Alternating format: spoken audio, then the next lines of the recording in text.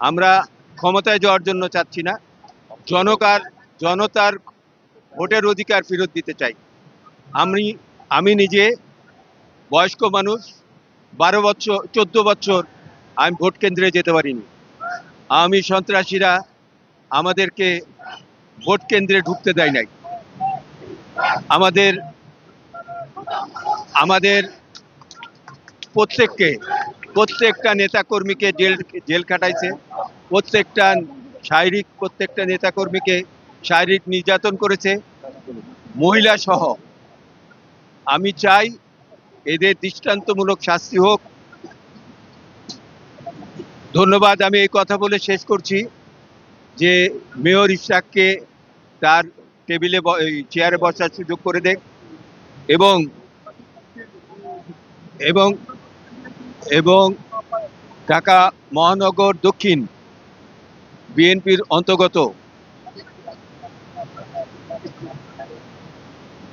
ঢাকা মহানগর দক্ষিণের অন্তর্গত পল্টন থানা বিএনপি 13 নম্বর ওয়ার্ড উত্তর দক্ষিণ আজকে এটা অর্গানাইজ করেছে।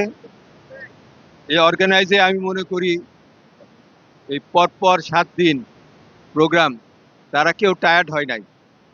তাতে বোঝা যায় জিয়ার সৈনিকরা কোনোদিন এই টায়ার্ড হয় না।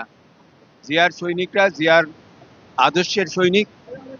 আমাদের বিএনপির নেতাকর্মীরা ধৈর্য সহকারে আরো 1-2 দিন অপেক্ষা করবে, তারপরে ইনশাল্লাহ আমরা রাজপথে নামবো। রাজপথে না, আমরা হিংস্র কোনো রাজনীতি করব না, আমাদের অধিকার আমরা প্রতিষ্ঠা করব ইনশাআল্লাহ। ধন্যবাদ। আসসালামু আলাইকুম। বাংলাদেশ জিন্দাবাদ। শহীদ রাষ্ট্রপতি জিয়াউর রহমান অমর হোক। দেশ নেত্রী খালেদা জিয়ার সুস্থ হয়ে দেশে আবার প্রধানমন্ত্রীর দায়িত্ব গ্রহণ করেন। দেশ নায়ক তারেক রহমান যত তাড়াতাড়ি পারেন দেশে আসেন, এবং হোপফুলি উনি খুব শীঘ্রই দেশে আসছেন। এটা একটা চমক। সেই দিন ঢাকা শহরে আমার মনে হয় তিল ধরার ঠাঁই থাকবে না। আমার মনে হয় আওয়ামী লীগের লোকরা, জামাতের লোকরা, ওই বৈষম্য আন্দোলন ছাত্র নেতারাও আসবে। আজকে বিভিন্ন জায়গায় বিএনপির চাঁদাবাজির খবর আসছে। এই চাঁদাবাজগুলো ছিল ছাত্ররা ছাত্র দলের নাম বলে, যুব দলের নাম বলে করছে। এদেরকে পরীক্ষা করলে ধরা যাবে। এই যে অনেক উপদেষ্টা যারা যারা ক্রিমিনাল, তাদেরকে এয়ারপোর্ট থেকে বের হয়ে যেতে সুযোগ দিচ্ছে। যদি নাই দিত তাহলে হামিদ সাহেব এই দেশ থেকে বের হতে পারতো না। হামিদ সাহেবের বের হওয়াটা আমি মনে করি এই সরকারের সবথেকে খারাপ দিক। এই সরকার আওয়ামী লীগের প্রশ্রয় দিচ্ছে। এই আওয়ামী লীগকে প্রশ্রয় দিয়ে আর লাভ নাই। আমি মনে করি এই দেশের রাজনীতি বিএনপির পক্ষে থাকবে ইনশাআল্লাহ। দেশের মানুষ বিএনপিকে চায়।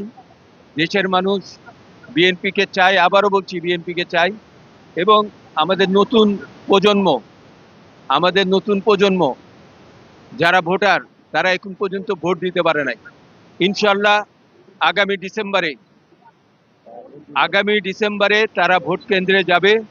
তাদেরকে আমরা ফুলের তোড়া দিয়ে, ফুলের মালা দিয়ে, ফুলের কলি দিয়ে আমি তাদেরকে স্বাগতম জানাবো। আমার দল।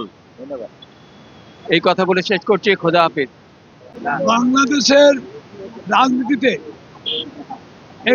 আওয়ামী লীগ বলে পুছে মৃত হয়ে গেছে। এখন এই মৃত লাশকে দাফন করাতে হবে, অন্যথায় এই লাশের দুর্গন্ধ বাংলাদেশে ছড়িয়ে যাবে। আমি এই তত্ত্বাবধায়ক সরকারকে ওই রেফারেন্স করলাম এই কারণে যে আপনারা জনগণের পালস বুঝুন, জনগণের প্রত্যাশা অনুযায়ী আপনারা ওই মেয়র ভবনে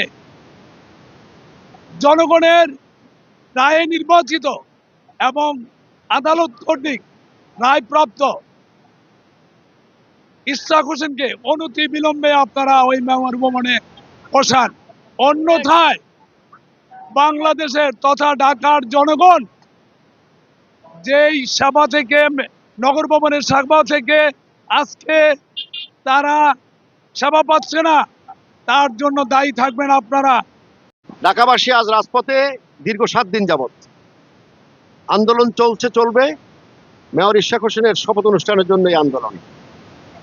আমার মনে হয় যে আসলে এই মেয়র ইশরাক এটা আপাতত তেমন কোনো ইস্যু না, এটা বড় কোনো ইস্যু না। মেয়র ইশরাক কিন্তু ধানের শীষ নিয়ে নির্বাচন করেছেন। এই ধানের শীষটা কিন্তু বিএনপির মার্কা, এটা খালেদা জিয়ার মার্কা, এটা তারেক রহমানের মার্কা, এটা অবিভক্ত ঢাকার মেয়র সফল মেয়র মির্জা আব্বাসের মার্কা। এই সরকার ইশরাকের শপথটা বন্ধ রাখছে মূলত ধানের শীষকে ব্যাহত রাখার, ধানের শীষকে জনগণের দৃষ্টির আড়ালে নেবার জন্য। এবং এটা কিন্তু শুধু মেয়র কেন্দ্রিক না, আপনারা জানেন এই সরকার সময় মতো জাতীয় নির্বাচন দিবে, এটা এদেশের সচেতন মানুষ কোনোভাবে বিশ্বাস করে না। এবং এই যে ইশরাকের এই শপথ অনুষ্ঠানটা কিন্তু বিলম্ব, কারণ এটা কিন্তু রিহার্সাল, তারা সময় মতো নির্বাচন দিবে না। আমার মনে হয় যে এখন ঢাকাবাসী দাবি করছে মেয়রের জন্য, এই দাবির সাথে গোটা দেশের মানুষ অল্প সময়ে যুক্ত হবে আগামী জাতীয় নির্বাচনের জন্য। এবং এরা দুর্বিসন্ধি করছেন, কোটার বিরুদ্ধে যারা আন্দোলন করে তারা কিন্তু কোটাতেই কিন্তু উপদেষ্টা হলো। তাইলে কোটার যে জ্বালা যন্ত্রণা, কোটার ব্যাপারে যে মানুষের যে তিক্ত অভিজ্ঞতা, সেটা কিন্তু আসলে কিন্তু পুরনো নাই। এই কোটায় যারা উপদেষ্টা হয়েছেন ছাত্রদের, এদেরকে অবিলম্বে পদত্যাগ করে তাদের রাজনীতি দলে তারা সেখানে রাজনীতি করুক। সুতরাং এরা মূলত আগামী জাতীয় সংসদ নির্বাচনকে বিলম্বিত করবার জন্য কিন্তু এই রিহার্সেলটা করছে, এটা এই দেশের মানুষ জানে। সুতরাং আমাদের যে দাবি, এই দাবির সাথে পর্যায়ক্রমে গোটা দেশের মানুষ সম্পৃক্ত হবে। মেয়র ইশরাকের শপথ এবং আগামী জাতীয় সংসদ নির্বাচনের জন্য সুনির্দিষ্ট রোডম্যাপ আদায় করা না পর্যন্ত এই আন্দোলন চলছে এবং চলবে। সবাইকে ধন্যবাদ।